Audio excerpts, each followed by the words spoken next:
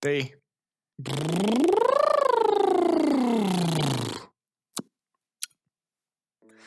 Аз съм артист. Разбира се, че хората ме смятат за луд. Аз съм артист. Разбира се, че живея в свой собствен свят.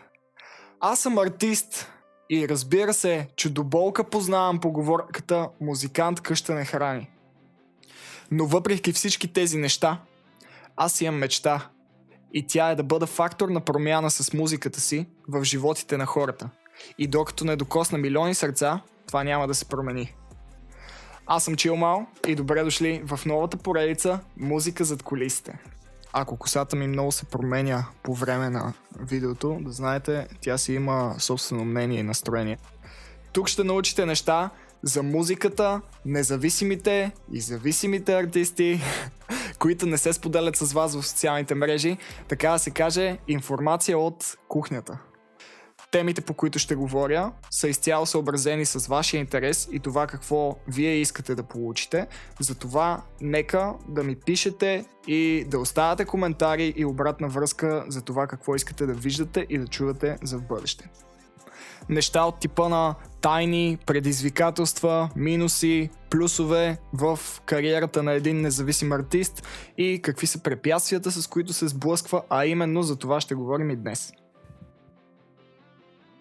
Ще говоря изцяло спрямо моето мнение и опит, което съм събрал през годините. А ако все още не сте чули моята музика, можете да го направите сега, преди да продължа, за да можете да се запознаете с това кой стои пред вас и защо му вярвате на нещата, които говори. Благодаря. Чайте сега се наимиджосам за Инстаграма, като пускам някакви тиктокчета от това и ги вадя извън контекста, за да правя някакви controversial работи.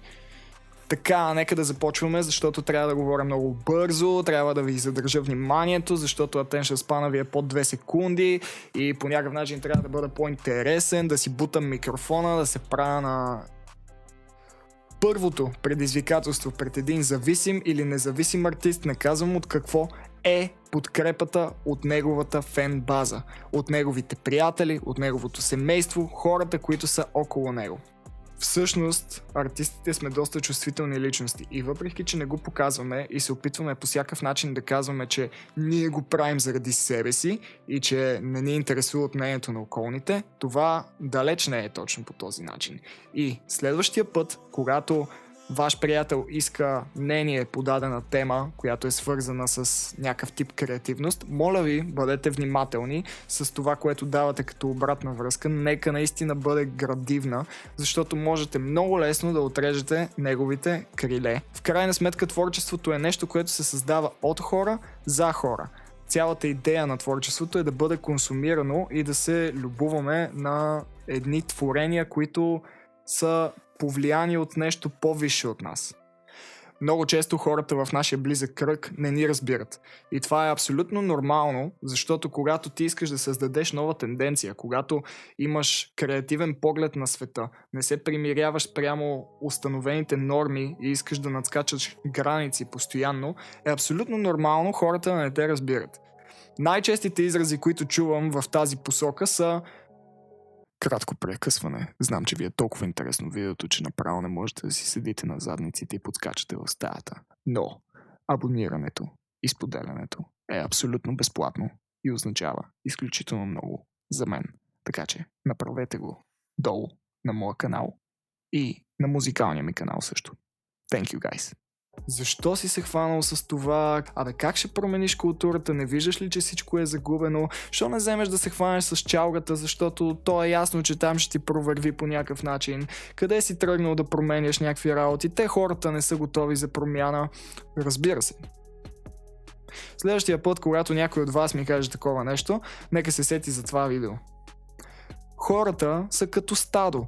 До момента, в който не стане модерно да се слуша даден стил или даден артист, те няма да го слушат, но в същото време идва и омагьосания кръг. Как да стане модерно да слушаш някой артист, ако преди това някой не го е слушал?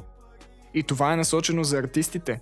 Не казвам, че не трябва да получавате обратна връзка и да си я искате от хората, но когато получавате такъв тип коментари, не дейте да се засягате или по някакъв начин да го приемате лично. Знайте, че това е един стереотип, който хората следват и той винаги ще съществува и винаги е съществувал. Хората са скептични към промяна. Затова в момента, в който получите такъв тип обратна връзка, знайте, че сте на прав път. На второ място, специално сега е изключително важно един музикален артист да има страшно голяма гама от качества и умения, за да може да се справя с огромното море и музика, която се бълва всеки ден. Някъде бях чел статистика, не съм абсолютно сигурен за числата, но беше нещо от типа, че на ден се пускат над 200 000 песни.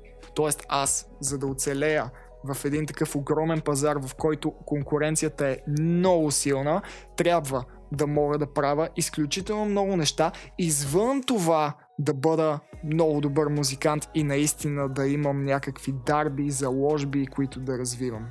Нещата, които трябва да може да прави един музикант. Първо, да може да композира и да си прави сами инструментали. Второ, да може да пише текст и канто. Това е мелодията на пеенето. Трето, да може да смеси песента и всичките инструменти. Това е друг технически процес. Четвърто, да може да мастерира. После идва маркетинга. Това маркетинг е толкова всеобхватен, че той заема повече от 60% от времето ти. Тоест, ти като музикант повече време прекарваш в това да правиш маркетинг на бранда си, на името си, на музиката си, отколкото да пишеш всъщност музика. И накрая, ако ти остават финанси, те въобще не са малко, нека заснеем видеоклип. Хората не слушат музика в днешно време, хората гледат музика в днешно време. Тия песни трябва някъде да ги изпеем. Как се организира събитие? Вие сами знаете колко е трудоемко да организирате един хубав купон в къщи с всичко около него. Камо ли си представете сега 200, 300, 1000, 2000, 5000 човека, които трябва да ги събереш там и да си прекарат готино. Наистина да им създадеш една хубава атмосфера. И накрая след всички тия работи, хората ти идват на концерта и ти казват: пич, можеш ли ме вкараш отзад? Или какви с тия 20 лева за билет, ти за къв си се взел? Пич, за да можеш да съществува тази кариера и да ти пея, както си мислиш, че го правя, просто е така за кеф. И аз разбира се, че го правя за кеф, но това трябва да се монетизира, за да бъде устойчиво и за да продължавам да го правя. Иначе не излиза сметката. Разбираш ли? Хората просто не си дават сметка какво стои зад една песен и точно за това правя тази поредица, за да може да разберете всъщност какво стои зад музикалния бизнес и какво стои зад живота на един творец, понеже никой не е запознат. Да, артистите сме едни хора, които гледаме облаците, не сме стъпили на земята, пишем си някакви песнички, забавляваме се, по-накрая искаме и пари за тая работа. Леле, майко. Това е толкова за днес. Имам да споделя изключително много неща за моята кариера, за моят път, за творческия процес, така че следващата тема, която ви е интересна, нека да я напишете в коментарите. Аз ще направя всичко възможно да осъществя вашите желания, така че все пак и на мен да ми е интересно. Благодаря ви, че гледахте днес. Аз съм Чилмал и довиждане. Във всяка сфера от живота давам каквото мога и това е просто факт, защото работя с Бога.